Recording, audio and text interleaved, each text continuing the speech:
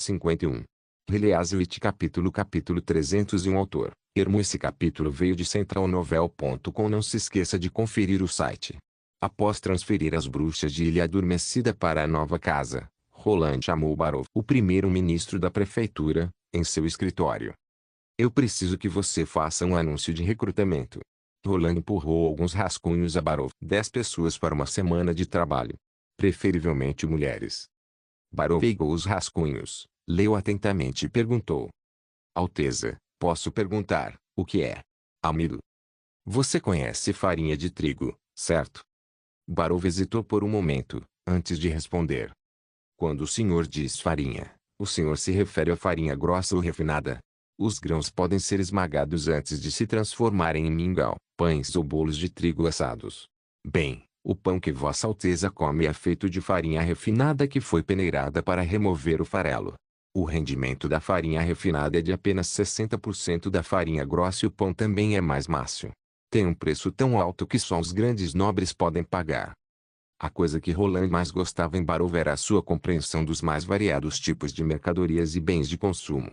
Devido à agricultura subdesenvolvida e ao suprimento deficiente de alimentos deste mundo, o mesmo tipo de ingrediente poderia ser consumido de diferentes maneiras, de acordo com a classe social. Os civis utilizavam diretamente os grãos de trigo, por exemplo, para fazer mingau grosso. O sabor e a textura do mingau eram bem ruins, pois ficava cheio de cascas e farelos. Já entre os nobres havia uma certa diferença. Os nobres de classe baixa se importavam mais com a delicadeza do alimento, por isso, pediam aos seus servos para moer o trigo, transformando-o em farinha grossa e cozendo pães e bolos.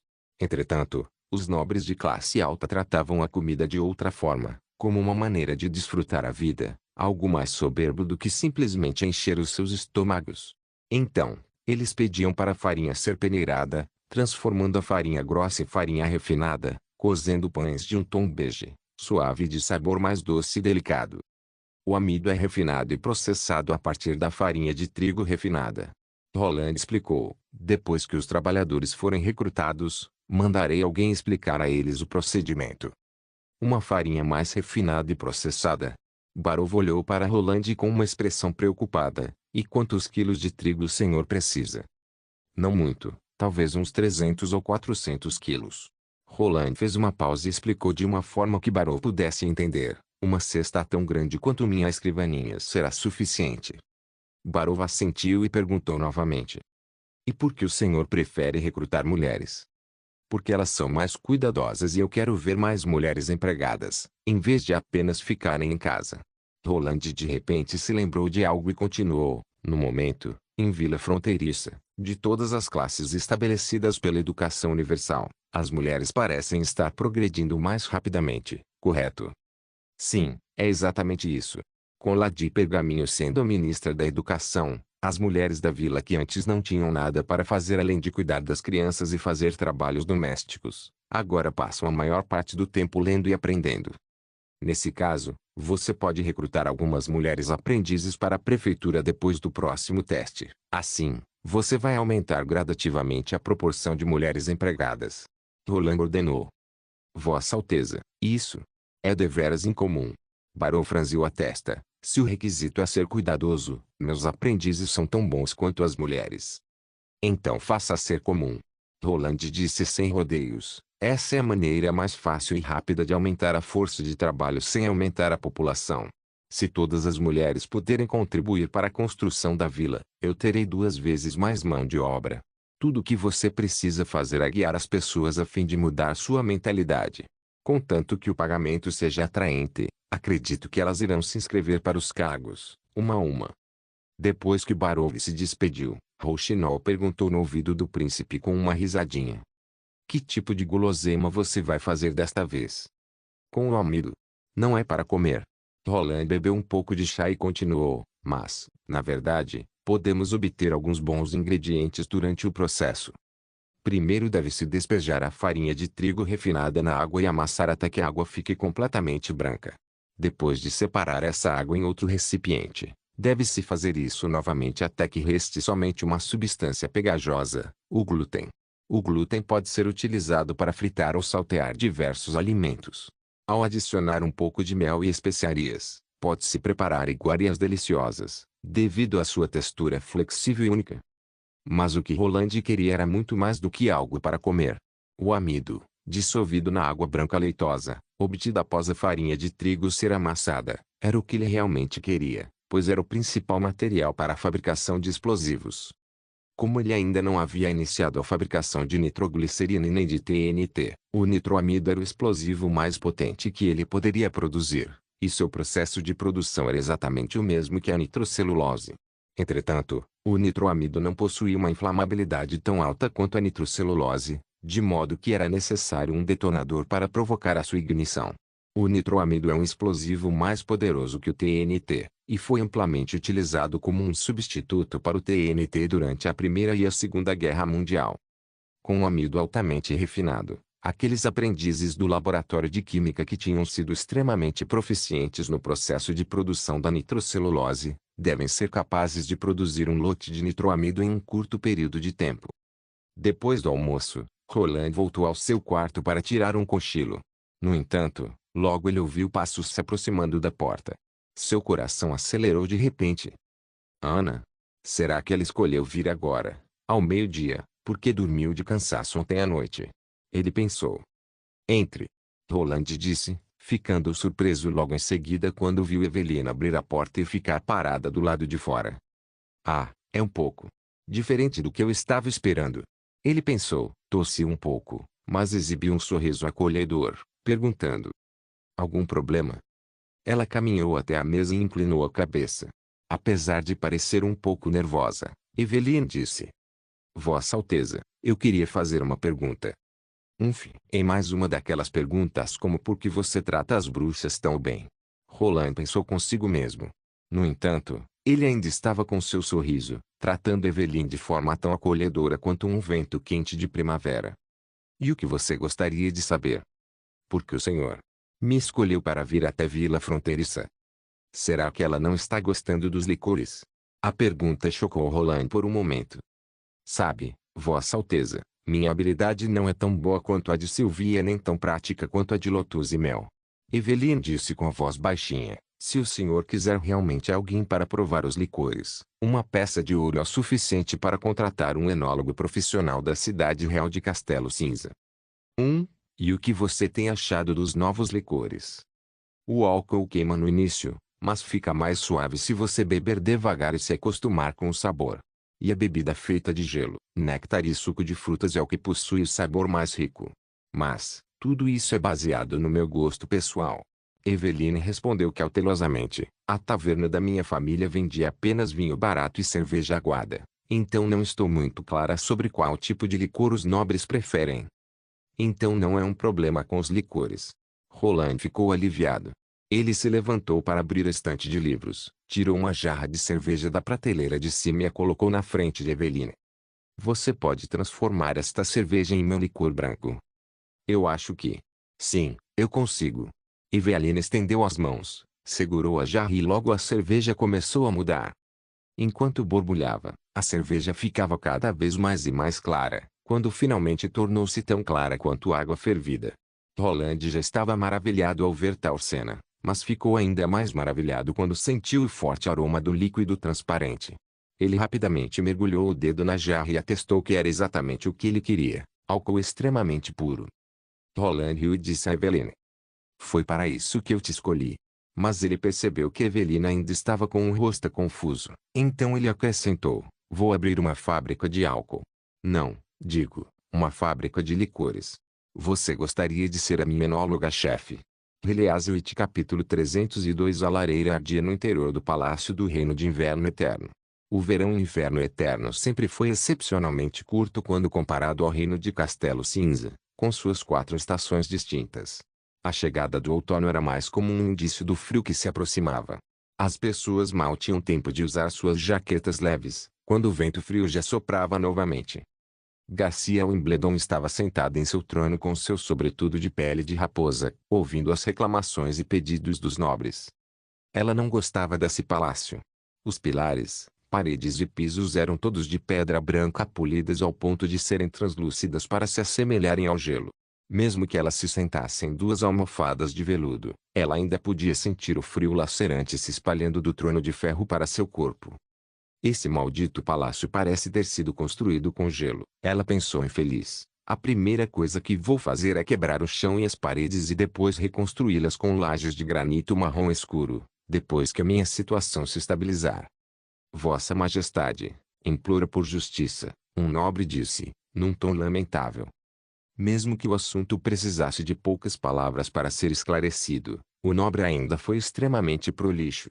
O ponto principal era bastante simples. Arcebispo Yater presidiu um julgamento público de nobres pecadores e maioria foi condenada à forca.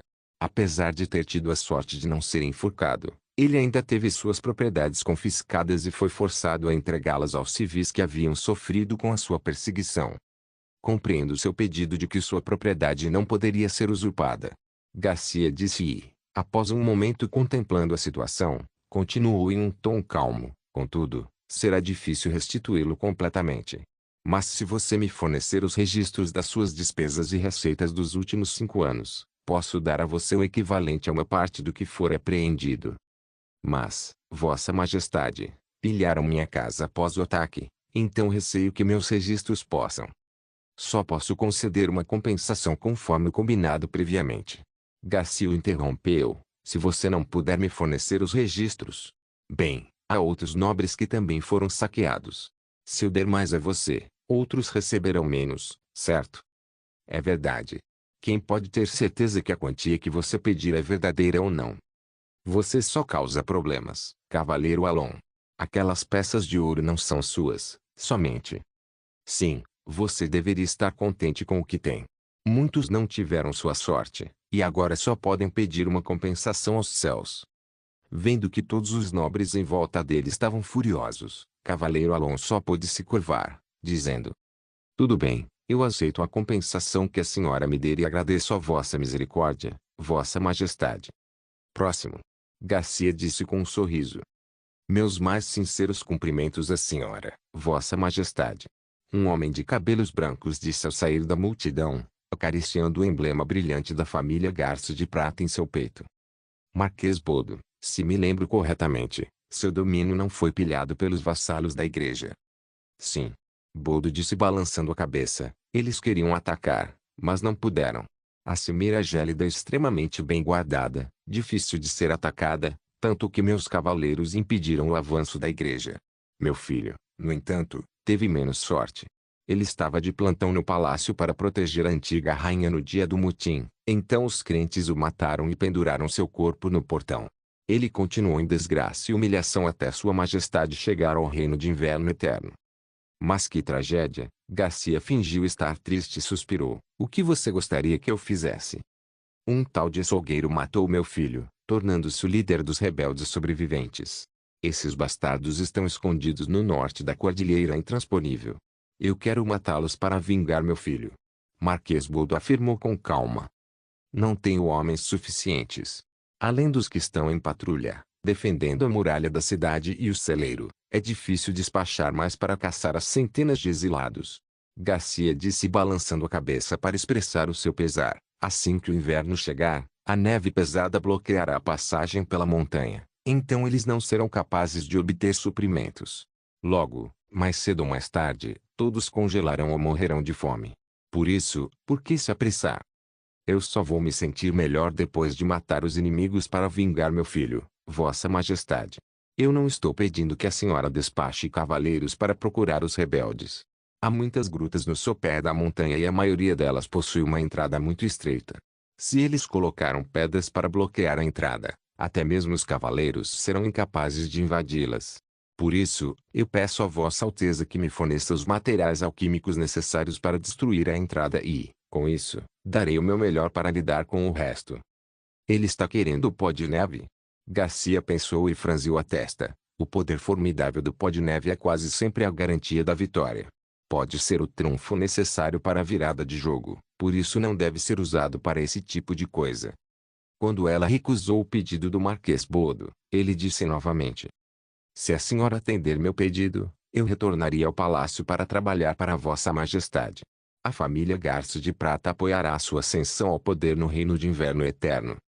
Garcia ouviu as próximas palavras do Marquês com cuidado. Afinal, quando a igreja matou a antiga rainha, muitos dos oficiais importantes também foram mortos. O Marquês Boldo é bastante prestigiado nesta região, Garcia pensou traço. Então ele poderia trabalhar como primeiro-ministro para unificar o resto dos nobres, o que poderia, em certa medida, ajudar na resolução com os problemas administrativos. Não posso conceder o que você me pede. Ela ponderou por um momento antes de tomar a decisão final, mas, mesmo não podendo lhe entregar o pó de neve diretamente, posso enviar meu alquimista especializado para ajudá-lo a destruir a entrada da gruta. Depois que a sessão da corte oficial acabou, Garcia foi para o quarto dos fundos. Rian se aproximou e lhe deu uma taça de vinho de frutas aquecido. É um trabalho árduo, majestade. Todos os nobres se aliaram à senhora como esperado. Neste caso, a senhora poderá dominar todo o reino de inverno eterno, gradualmente, mesmo sem depender do rei de coração de lobo. Se não houver igreja. Garcia deu de ombros. O movimento da igreja para privar os nobres do direito de herança fez com que todos eles ficassem do lado dela. Ela conquistara o amplo apoio dos nobres e, em conjunto com seus esforços para minar fortemente os direitos dos detentores do poder da igreja, seria mais fácil para ela conquistar uma posição firme na cidade real de inverno eterno. No entanto, ela ainda teria um longo caminho a percorrer para tomar o controle de todo o reino. As pessoas ainda estavam bastante influenciadas pela igreja. Os soldados da frota das Velas Negras, enviados para eliminar as igrejas em algumas das grandes cidades, sofreram ataques de civis e crentes. Portanto, havia uma importância vital para ela se aliar com o reino de coração de lobo, não apenas para ajudar a resistir à igreja, mas também para enfraquecer a influência dela, diminuindo a quantidade de crentes. Quanto aos civis teimosos como mulas, o melhor é que morram todos. Garcia pensou. A propósito, o rei de coração de lobo enviou uma carta para a senhora. Rian pegou um envelope e disse, a senhora estava ocupada lidando com os assuntos administrativos naquele momento, então não a incomodei. Garcia abriu o envelope e leu a carta com uma expressão séria. Más notícias. A igreja despachou as tropas novamente. Ela disse em um tom sério, e eles estão indo por terra para a cidade real de coração de lobo e já sobrepujaram várias linhas de defesa que foram estabelecidas temporariamente. O quê? Os meses dos demônios estão prestes a chegar e eles saíram da nova cidade sagrada? Rian estava chocado, com seus olhos arregalados. Garcia voltou para sua mesa, pensou por um momento e, então, franziu a testa. Era impossível pensar que a igreja a deixaria livre. Mas ela não esperava que eles contra-atacassem tão rapidamente. Ela estaria bem preparada se a igreja tivesse adiado a guerra até a primavera, mas o inimigo obviamente não queria que ela descansasse. Se ela não aceitar o pedido de ajuda do rei de coração de lobo, ela não seria capaz de resistir por muito tempo, caso o reino de coração de lobo fosse tomado. No entanto, ainda havia uma chance.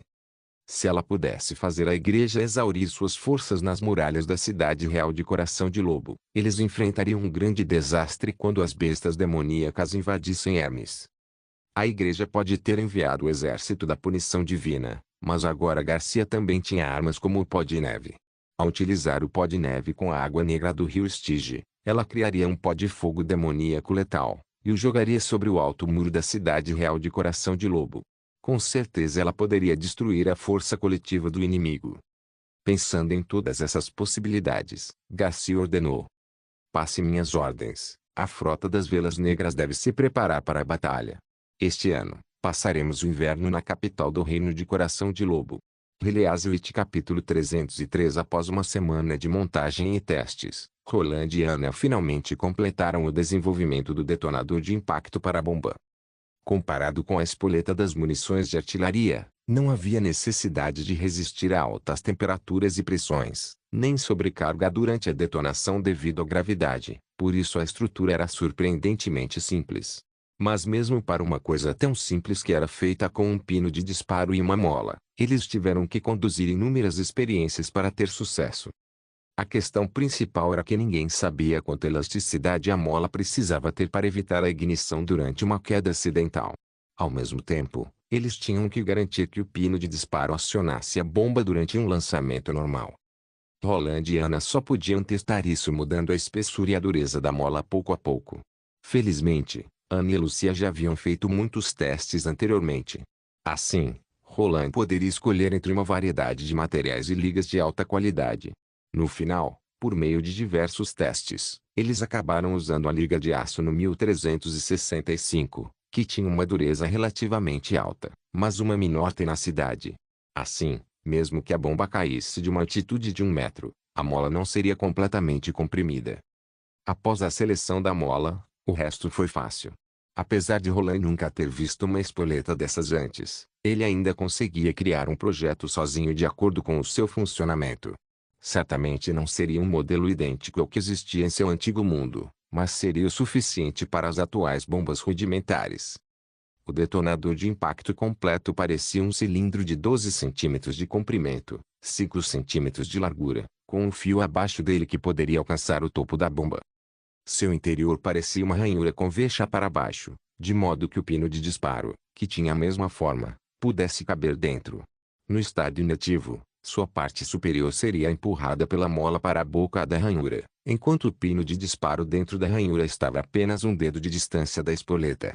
Por motivos de segurança, Roland também abriu um buraco na cabeça do pino de disparo e usou um plug para mantê-lo fixo no topo do estojo de munição.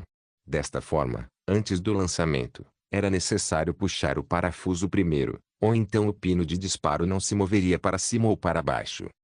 A simulação foi realizada em uma tarde ensolarada. Depois que a bomba foi preenchida com cascalho e pólvora negra, seu peso ficou aproximadamente 5 vezes o peso de Rouxinol, por isso que Roland não embarcou no balão de ar quente, mas somente observou o lançamento com um telescópio a 300 metros de distância. Além dele mesmo, Machado de Ferro, o comandante do primeiro exército, e Carter Lanis, o cavaleiro-chefe, também estavam assistindo à simulação. O senhor planeja usar um balão de ar quente para lançar um pacote gigante de explosivos no palácio? Carter não pôde acreditar em seus ouvidos quando ouviu o plano de Roland. A ideia de lançar um ataque de uma altitude de 2 quilômetros, desconsiderando as muralhas da cidade e as forças da guarnição, redefiniu inteiramente seu conceito de combate. Mas, é claro, vivendo em vila fronteiriça por quase um ano, seus conceitos já haviam mudado diversas vezes. Contanto que o seja controlado corretamente, isso é totalmente possível. Roland assentiu. Timothy está recrutando soldados para sua milícia força.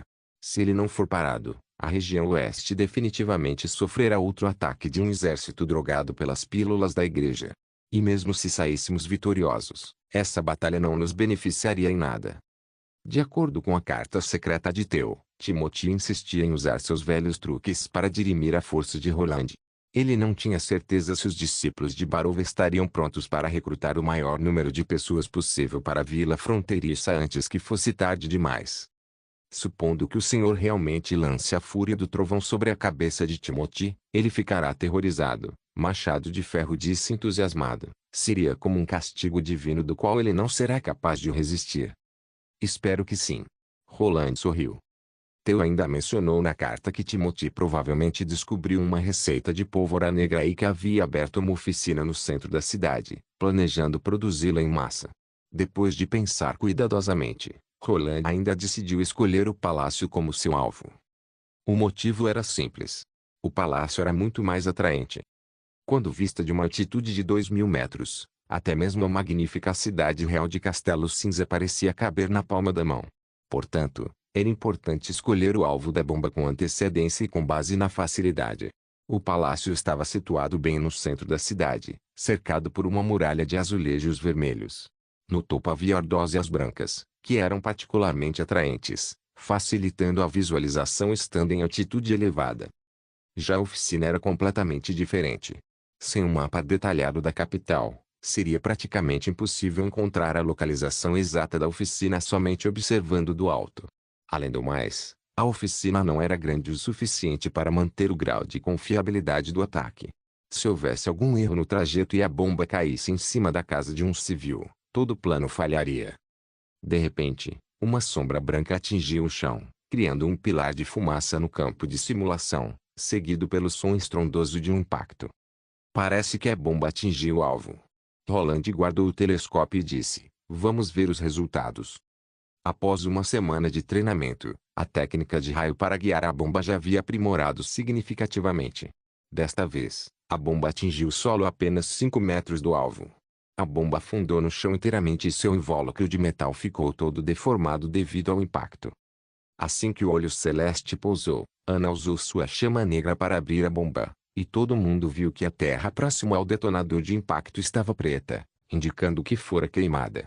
Isso provou que a temperatura da espoleta era alta o suficiente para inflamar a pólvora espalhada pelos cascalhos dentro da bomba. Logo, tudo funcionou corretamente.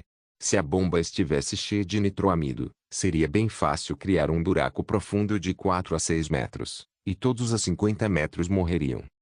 Como os testes provaram que a bomba estava funcionando corretamente, indicando que o seu projeto de desenvolvimento estava completo, a próxima coisa a fazer era planejar o ataque. Roland olhou para todos ao seu redor e disse devagar: o ataque surpresa na capital será realizado na próxima semana.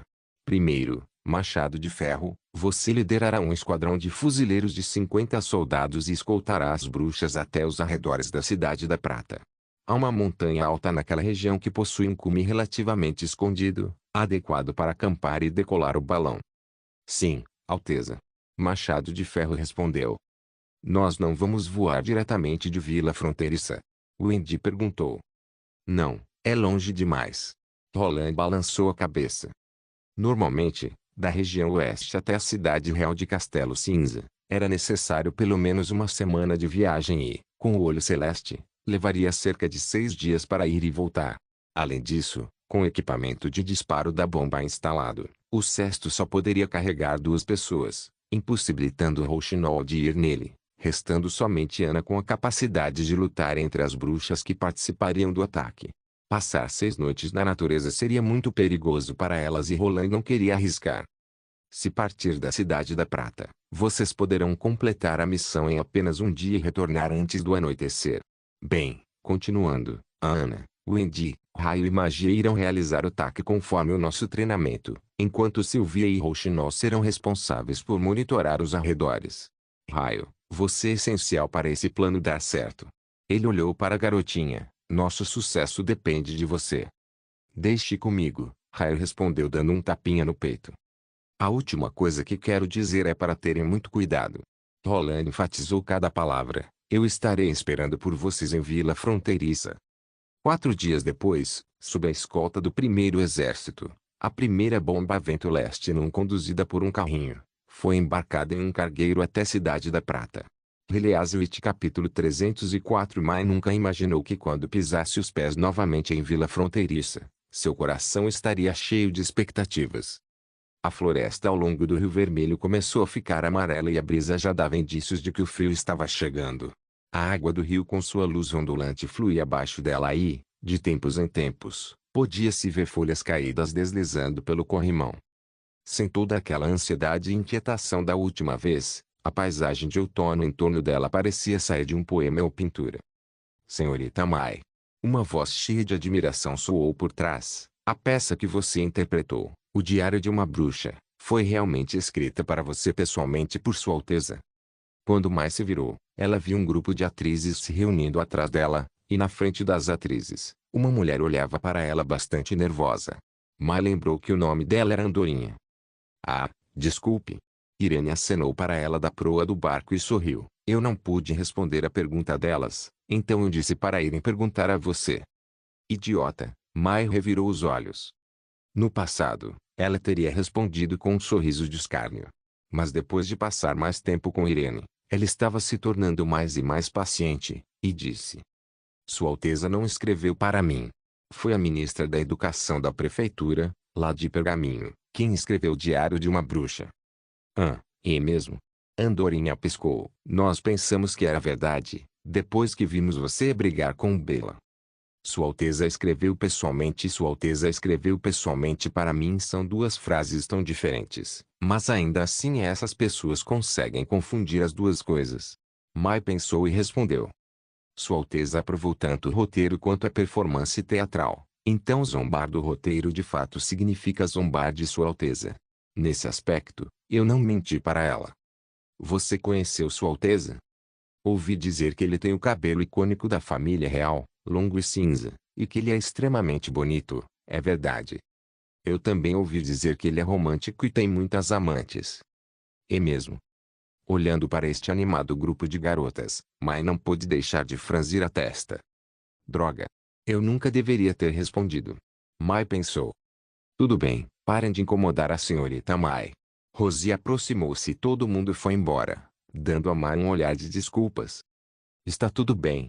Mai deu de ombros e continuou a apreciar a paisagem ao longo da costa. Afinal, eu mesma respondi as perguntas delas. Mas, senhorita Mai, eu não entendo. Rosie coçou a cabeça. Por que você trouxe todas essas 35 pessoas conosco, sendo que somente 2 delas já se apresentaram anteriormente, e 26 nem sequer completaram todas as suas aulas de teatro? Eu lembro que você costumava dizer que elas nem poderiam ser consideradas crianças na arte da atuação, como se tivessem ainda no ventre materno. Mesmo que as exigências do Lorde para a peça não sejam tão altas, eu tenho medo que ainda seja difícil para elas serem aceitas. Se você está querendo se vingar de Bela, talvez tivesse sido melhor ter persuadido alguns atores de apoio mais experientes. Eu nunca planejei deixar todas essas pessoas se apresentarem. Hã? Rosia disse chocada. Todas elas podem ler os roteiros, não é mesmo? Mas sorriu. Embora ainda seja um longo caminho para se apresentarem no palco, elas pelo menos podem ler e escrever. Você não percebeu que esse tipo de pessoa é exatamente o que Sua Alteza precisa? Ela parou por um momento. Você realmente acredita que o príncipe Roland Wimbledon nos pediu para apresentar uma peça porque ele ama tanto o drama? Isso. Se fosse Lord Petrov, então a resposta seria sim. Antes de começar a administrar Forte Cancioneiro, ele costumava ir ao teatro todas as semanas. Mas Sua Alteza Roland, bem, exceto pela primeira vez que apresentamos uma nova peça, ele nunca aparece na Praça da Vila. Então a razão pela qual ela está promovendo o drama não é por prazer, mas para transmitir suas ideias ao público com a nossa performance. Ma continuou, em comparação com as primeiras peças, que enfatizavam a resistência à opressão e que as bruxas não são más. As novas peças Alvorecer e Nova Cidade visam o recrutamento de pessoas e a mensagem de obter riquezas com muito trabalho. Estou meramente seguindo os desejos de Sua Alteza e faço o possível para ajudar. Então é assim, eu nunca pensei nisso, Rosier disse. Para entender um roteiro, além de se colocar na posição do personagem, também é necessário perceber e contemplar o verdadeiro significado que o autor quer que as pessoas reflitam. Essa também é uma qualidade que um bom ator precisa possuir. Sim, obrigada pela sua orientação, Rosier disse, curvando-se em reverência. Além disso, lembre-se que, caso você não queira mais se apresentar, ainda pode encontrar um bom emprego em Vila Fronteiriça. Mas sorriu. Você pode até entrar na prefeitura e se tornar uma funcionária administrativa. Afinal, Sua Alteza não se importa com status ou família, e uma carreira como essa é muito mais fácil do que a de um artista. Quando o navio chegou à vila, Maia imediatamente percebeu que Ferlinhoteca estava no cais.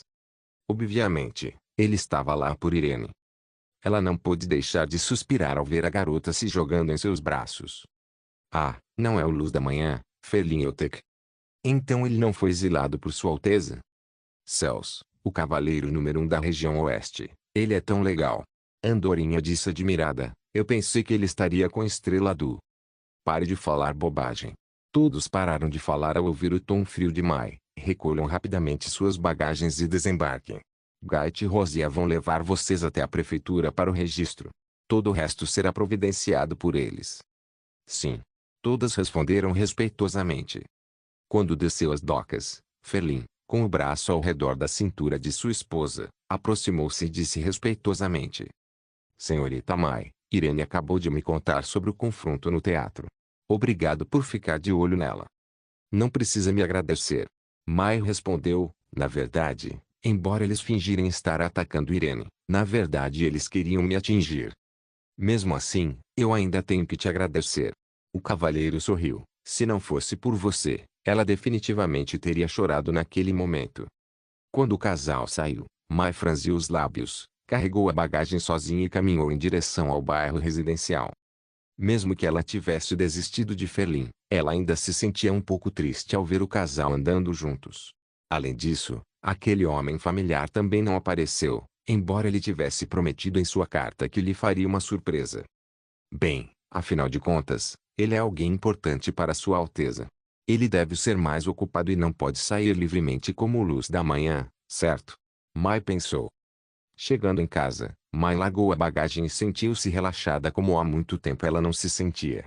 Respirando fundo, ela foi até o armário para pegar um frasco de licor branco. Assim que estava prestes a se servir, ela ouviu alguém batendo na porta. Ao abrir a porta, ela viu Cartelanis de pé em sua frente. Eu não esperava que você chegasse uma hora mais cedo. Ele limpou o suor da testa. Eu vim direto do quartel quando soube que o navio de Forte Cancioneiro havia chegado. Curiosamente, mesmo que ele não estivera lá no cais esperando por sua chegada, o humor de Mai ficou melhor assim que ela viu Carter. Você gostaria de um pouco de bebida? Não, obrigado. Eu estou de plantão esta tarde. Carter acenou com a mão. Tudo bem. Ela assentiu. O trabalho de Sua Alteza é realmente mais importante. Eu queria te dar um presente. O cavaleiro-chefe tirou uma caixinha de madeira branca do bolso e entregou a ela. Este é o mais novo produto do mercado de conveniências? Mai perguntou curiosamente quando pegou a caixa. Quando ela abriu, viu um anel amarelo alaranjado. No topo, havia uma pedra transparente, que refletia várias cores da luz do sol de outono que brilhava pela janela. Sem dúvida, o anel era de valor inestimável, algo que provavelmente jamais seria vendido no mercado de conveniência. E quando os nobres davam um anel, isso significava que... Ela instantaneamente pôs a mão na boca. Senhorita Mai, você quer casar comigo? Carter perguntou seriamente. Gilead capítulo 305. Já se passaram 4 dias desde que as bruxas e o primeiro exército partiram. De acordo com o plano, eles deveriam estar chegando na periferia da Cidade da Prata na próxima tarde. Como a equipe estava com diversos pombos-correios treinados por Mel, Machado de Ferro, Anne e Rouxinol enviavam cartas para Roland todos os dias. Embora não fossem tão rápidos quanto os telefones celulares, não eram mais lentos do que os mensageiros dos jornais. Se houvesse mais pombos-correios, com pássaros levando e trazendo mensagens o tempo todo, talvez eles conseguissem o mesmo efeito que mensageiros modernos, como os telégrafos. Com Rouxinol em viagem, o cavaleiro-chefe assumiu a tarefa de defender o castelo. Roland ficou intrigado ao perceber que Carter estava especialmente feliz ultimamente. Parecia que ele havia experienciado algo agradável. Será que ele está feliz porque voltou a ser meu guarda pessoal? Roland pensou. Roland balançou a cabeça e se concentrou no relatório de Carvambat, o ministro da construção. No mês passado, com a ajuda das bruxas de Ilha Adormecida, eles fizeram progressos incríveis nas obras de Vila Fronteiriça. A primeira foi a conclusão bem-sucedida da ponte de aço no Rio Vermelho. Em comparação com as tradicionais pontes de pedra e madeira, com a ajuda das bruxas, a ponte de aço era muito mais fácil de construir. A estrutura principal da ponte era pré-fabricada e depois içada e montada no local correto. 2 pilares foram erguidos por Lotus no curso do rio, simplificando o desenvolvimento da ponte e encurtando espantosamente o seu tempo de construção para um mês. Pelos padrões modernos do antigo mundo de Roland, essa ponte seria considerada curta e estreita, com uma estrutura simples e baixa capacidade de carga, tornando-se um projeto que era puramente um desperdício de materiais. No entanto, em seu mundo atual, ela poderia ser considerada uma ponte magnífica. Tinha um comprimento total de 100 metros. A superfície da ponte era plana e larga o suficiente para que 2 carruagens se movessem lado a lado. A ponte também era alta o suficiente para que os navios fluviais passarem por baixo, algo impossível para qualquer uma das pesadas pontes de pedra. Em segundo lugar, a nova muralha da vila feita por Lotus também foi concluída. Essa muralha feita inteiramente de terra aumentou o tamanho da vila em 2 vezes. Nos tempos modernos, a vila fronteiriça atual seria considerada a área central de uma cidade. No entanto, Roland preferiu os termos anel interno e anel externo. Talvez um dia no futuro, este lugar poderia ser expandido em uma cidade gigantesca com 7 anéis, e ser chamado oficialmente de capital imperial. Finalmente, quanto à construção da Avenida Real, algumas partes do sopé da Cordilheira Intransponível foram aplainadas por Lotus, reduzindo bastante o tempo de construção. Agora as estradas poderiam ser construídas sem problemas. Vossa Alteza, qual é o seu próximo projeto de construção para Lotus? Carl perguntou depois de relatar o progresso. Parece que Carl está realmente admirado com a capacidade de Lotus de transformar o terreno. Roland pensou. Ele quase propôs recrutá-la para o Ministério da Construção e nomeá-la como vice-ministra. Bem, Roland também estava considerando isso. Ele tinha 3 grandes projetos de renovação a serem implementados nos dias seguintes. O primeiro projeto é referente à construção de um porto. Já que eles encontraram a praia rasa próxima ao sul da cordilheira intransponível, somente Lotus conseguiria aplainar o terreno para a construção de uma estrada ligando o porto à cidade. Depois de concluída, a região oeste teria um porto à beira-mar. O segundo projeto é a expansão residencial. Embora a prefeitura tenha investido muitos recursos humanos e financeiros para acelerar a construção de distritos residenciais, quase 3.000 pessoas ainda corriam o risco de passar o inverno sem a proteção e o calor proporcionados pelas casas de tijolos. Os abrigos simples e galpões de madeira, que eles tinham no momento, não serviam para aquecer no inverno. Ele precisaria de várias choupanas feitas de terra com paredes grossas e camas de tijolos com palha para resolver o problema de aquecimento no inverno. O último projeto é a construção de um estaleiro. Para produzir canhoneiras de águas rasas, ele teria que construir primeiro um estaleiro espaçoso e que não afetasse o transporte pelo Rio Vermelho. Roland planejava baixar a margem do rio no lado oeste da vila para formar um dique seco. Em seguida, ele poderia instalar uma válvula de elevação ao lado do rio para controlar a entrada de água e o escoamento. Seria um grande projeto com enorme terraplenagem, que também exigiria a habilidade da Lotus. Depois de pensar por um momento, Roland finalmente decidiu dar prioridade à expansão residencial. Como foram eles que trouxeram os refugiados da região leste para a vila fronteiriça, Roland e sua equipe eram também responsáveis pelas necessidades básicas dessas pessoas.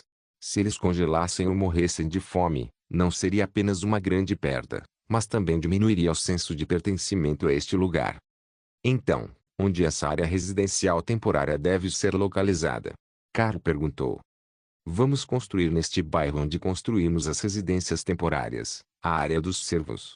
Roland olhou para o mapa e continuou. Está longe da linha de defesa das muralhas da vila, e a cordilheira intransponível protegerá a região do vento. Depois que o ministro da construção partiu, Roland estava prestes a tirar uma soneca em sua cadeira quando Kilishi entrou no escritório. Vossa Alteza, o processo de produção em grande escala de ácido que você exigiu foi desenvolvido com sucesso. Suas palavras aliviaram grandemente o estresse e cansaço que Roland estava sentindo. Ele se levantou da mesa, surpreso, e perguntou.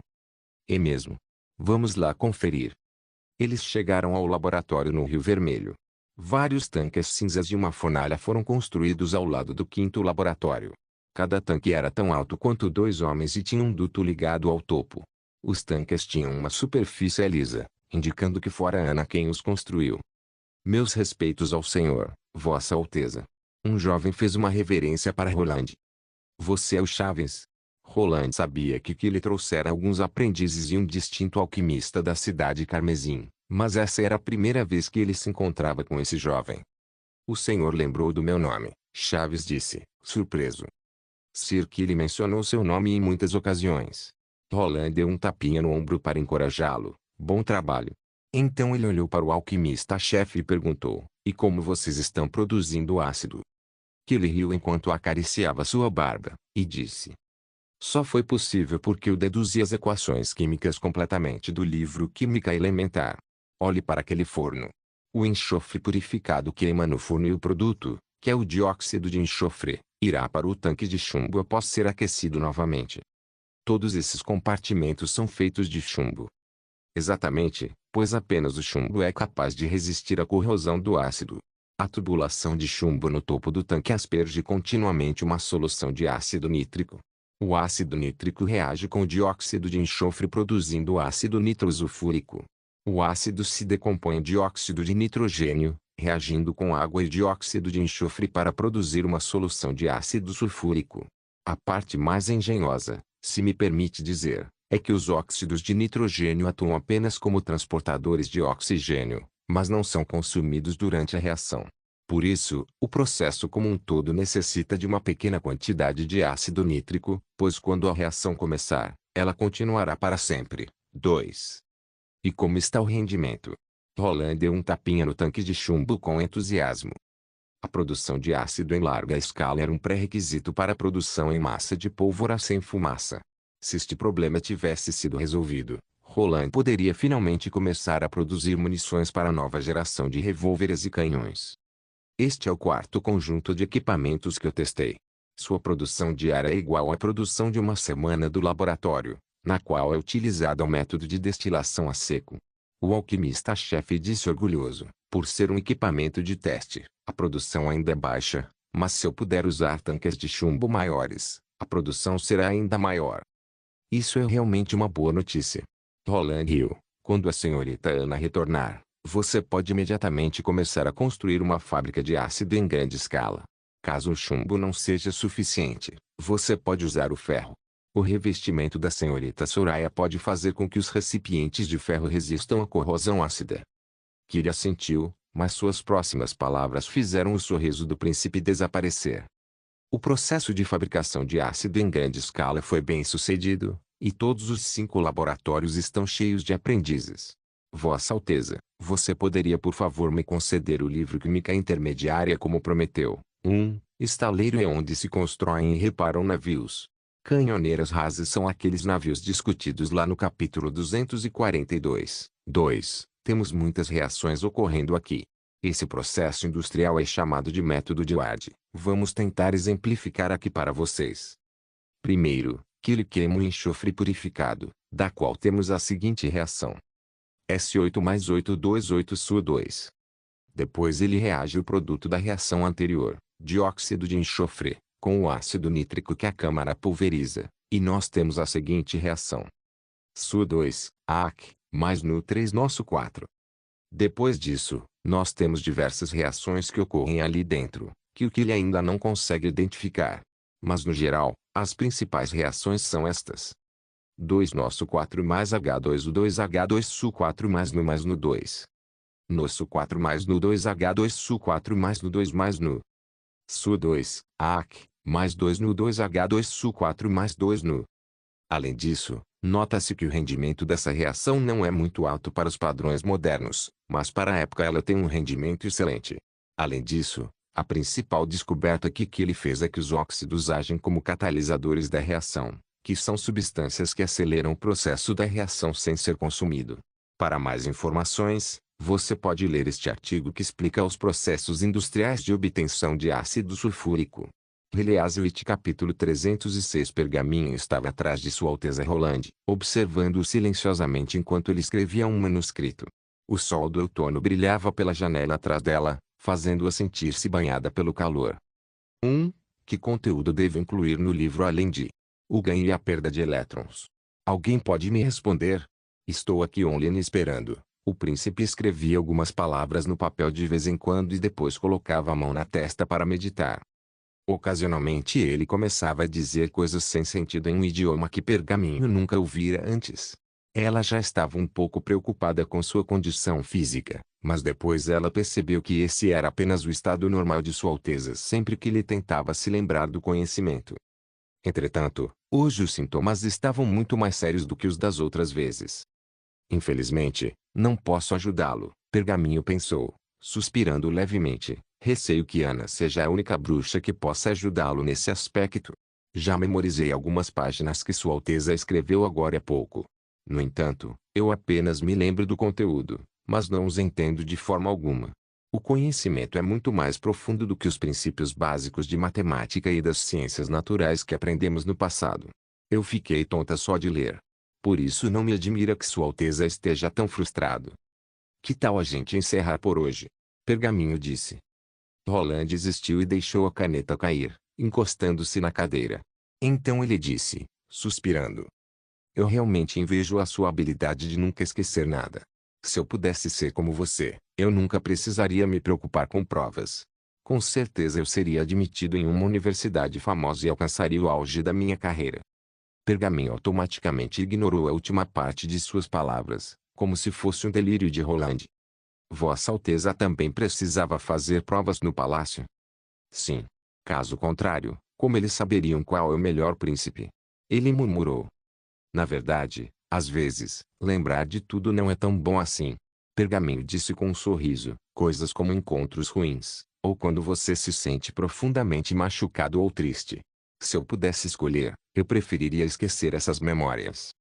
Quando morava em Condado de Ventomar, Pergaminho fora espancada e insultada inúmeras vezes, só por ser pobre. Até agora, ela ainda se lembrava dos golpes que sofria, dos rostos raivosos dos agressores que a espancavam para liberar sua ira e da dor de cada golpe e chute. Só depois que ela foi protegida por um velho capitão de pernas quebradas, é que sua vida ficou um pouco melhor. De fato, em lugares como as favelas, todos os dias morriam muitas pessoas de fome ou frio, na mesma proporção daquelas que lutavam e matavam umas às outras. Durante muito tempo, ela se odiava por lembrar claramente das dificuldades que encontrou em sua vida. As cenas eram tão claras que as experiências insuportáveis se transformavam em pesadelos todas as noites. Tudo mudou quando ela se tornou uma adulta e despertou uma habilidade derivada, chamada livro ilusório. Então, ela começou a compreender que tinha uma memória extraordinária porque ela era uma bruxa. Roland pareceu que adivinhou o que ela estava pensando, então tentou demonstrar um sorriso, como um pedido de desculpas, e disse: "É verdade, você está certa." Pergaminho de repente sentiu seu coração acelerar e um calor se espalhar pelo seu corpo. Afinal, poucas pessoas se importavam com os sentimentos de uma bruxa, quanto mais esse homem que era um membro proeminente da família real. "Está tudo bem, tudo isso já está no passado, Vossa Alteza. Roland Wimbledon é diferente de qualquer nobre que eu conheci." "Não, na verdade ele é diferente de qualquer homem que eu conheci." Pergaminho pensou. Ele possui um profundo conhecimento e ainda pensa o tempo todo em passar esse conhecimento para os outros. Mesmo tendo nascido em berço de ouro, em uma família nobre, ele não tem uma atitude arrogante como outras pessoas. Ele é admirado por todos e pode fazer o que bem entender, mas ele não abusa desse poder e ainda considera o sentimento dos outros. Uma vila desolada e sem recursos sofreu mudanças tremendas em um ano. As bruxas ganharam sua paz e liberdade há muito sonhada, graças a Sua Alteza. Se Pergaminho não tivesse experimentado por si mesma, ela nunca acreditaria que um lugar como este poderia existir. Agora, Pergaminho descobriu que seus pensamentos também estavam mudando pouco a pouco. No passado, ela não concordava com a decisão de Sua Alteza de se casar com uma bruxa, mas neste momento, ela sentiu que independente com quem ele se casasse, Sua Alteza ascenderia ao trono do reino de Castelo Cinza. Ele não confiava naqueles nobres que não sabiam nada além de seguir as rotinas e lutar gananciosamente por poder e fortuna. Em vez disso, ele contava com pessoas que o apoiavam porque ele trouxe uma vida melhor para elas. Pergaminho sentiu vagamente que esse poder seria mais forte do que qualquer outro poder que ela já testemunhou. "Ah, já chega." Roland de repente coçou a cabeça e disse: "Esta é a última página. Então vamos continuar amanhã?" "Não, apenas dê isso a ele do jeito que está. Com outro livro de física, ele vai ter o suficiente para estudar por um longo tempo." Sua Alteza pegou um novo pedaço de papel e rapidamente escreveu algumas palavras. Afinal, é normal que um livro dos tempos antigos tenha algumas páginas faltando, não é mesmo? Pergaminho pegou o papel e viu o nome do livro: Química Intermediária, Remanescente. Depois de decorar todo o conteúdo dos livros, ela saiu do escritório e estava pronta para ir à prefeitura, mas foi atraída pela vista magnífica do jardim do castelo. Após a expansão das muralhas do castelo, o jardim tornou-se quase tão grande quanto a praça da vila. Em menos de uma semana foram plantadas diversas plantas novas, e não havia dúvidas de que essa obra-prima era da responsabilidade de Ramos. Pergaminho entrou no jardim ao longo de uma passagem feita de oliveiras. Depois de passar por uma fileira densa de pés de cana, ela viu Ramos sentada na margem de um pequeno lago. Ramos não estava com suas tranças como de costume, mas sim com os cabelos compridos e soltos casualmente em seus ombros. Ela gentilmente tocava a água do lago com seus pés brancos, e jogava algumas sementes de trigo para os peixes de vez em quando. Sempre que um peixe subia para comer o grão, ele roçava um pouquinho nos dedos de seus pés, fazendo com que Ramos risse à vontade. "Seus pés já estão curados?" Pergaminho disse, sentando-se ao lado dela. "Ah, senhorita Pergaminho." Ramos piscou e depois assentiu, sorrindo. "Sim, a senhorita Nana os deixou novinhos em folha como antes, então eu finalmente não preciso mais suportar essa dor durante o inverno." "Foi você que fez todo esse jardim?" "Sim." Ramos disse bastante alegre, apontando para algumas plantas. "Ali estão os galpões com as videiras, E ali estão as árvores frutíferas e outras plantações. Eu também pedi a Sua Alteza para trazer bastante adubo para testar a absorção de nutrientes das novas culturas. Existem dezenas de ninhos de pássaros na área das árvores frutíferas, então os pombos-correios que Mel cria podem dormir aqui.